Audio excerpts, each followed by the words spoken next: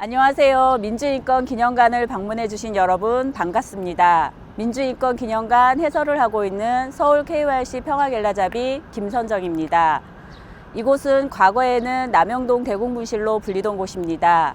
남영동 대공분실은 1976년 만들어진 이후 오랫동안 경찰이 관리하면서 민주인사들을 비롯하여 무고한 시민들이 고문을 받았던 역사적인 장소입니다. 2018년 12월부터 시민들에게 개방되었고 한국민주화운동의 역사를 기억하고 민주주의와 인권의 소중함을 되새기는 민주인권기념관으로 거듭나게 되었습니다. 그럼 함께 공간을 둘러보도록 하겠습니다. 흔히 남영동 대공분실이라고 불리는 이곳의 정확한 명칭은 치안본부 대공분실입니다. 치안본부는 현재의 경찰청을 말하며 대공분실은 공산주의를 상대해서 간첩 수사를 하는 곳을 의미합니다. 남영동 대공분실은 국방부 산하의 보안사 서빙고 분실, 남산 안기부와 함께 독재정권 시절 간첩 수사뿐만 아니라 고문과 협박을 통해 인간의 존엄성을 말살시키고 민주주의를 파괴했던 곳이었습니다. 이곳이 만들어진 건 1976년입니다.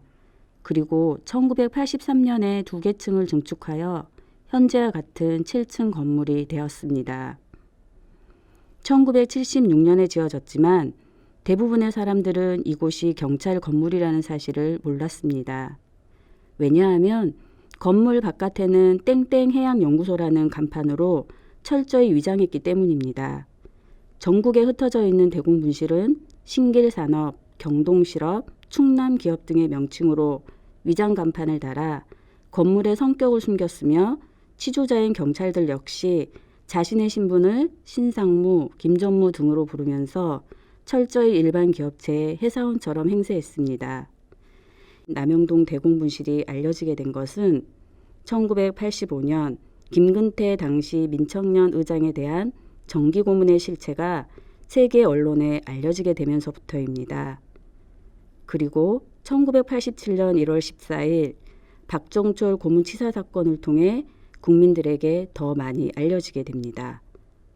탁 하고 치니 억하고 죽었다 라는 희대의 망언을 만들어내며 심장 쇼크사로 사건을 은폐하려 했던 이 사건은 경찰과 검찰의 축소 은폐 사실이 드러나면서 1987년 60민주항쟁의 불씨가 되었습니다.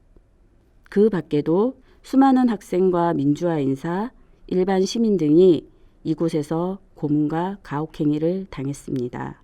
건물을 바라보면 5층 창문 구조가 특이하다는 사실을 금방 알 수 있습니다. 다른 층과 달리 5층 창문은 유독 폭이 좁은데요. 바로 이 5층이 물고문과 정기고문이 일상적으로 벌어지며 간첩을 만들어내던 조사실이 있는 층입니다. 남영동 대공분실을 만든 건축가는 김수근입니다. 김수근은 한국 건축 1세대로 평가받는 당대 최고의 건축가였습니다.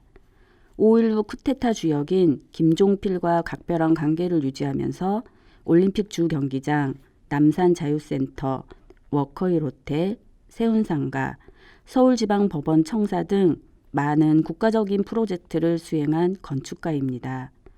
하지만 김수근의 작품 목록이나 각종 전시회 등에서 이 남영동 대공분실을 찾아볼 수는 없습니다.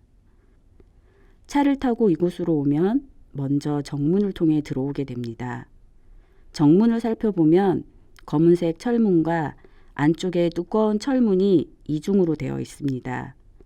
당시 남영동 대공분실에 잡혀왔던 이들의 증언에 의하면 대공분실에 들어설 때 탱크가 굴러가는 소리를 들었고 이에 큰 공포감을 느꼈다라고 합니다. 조사실로 가기 전부터 공포가 시작되는 것입니다. 이곳에 끌려오셨던 분들의 출입구는 따로 마련되어 있습니다.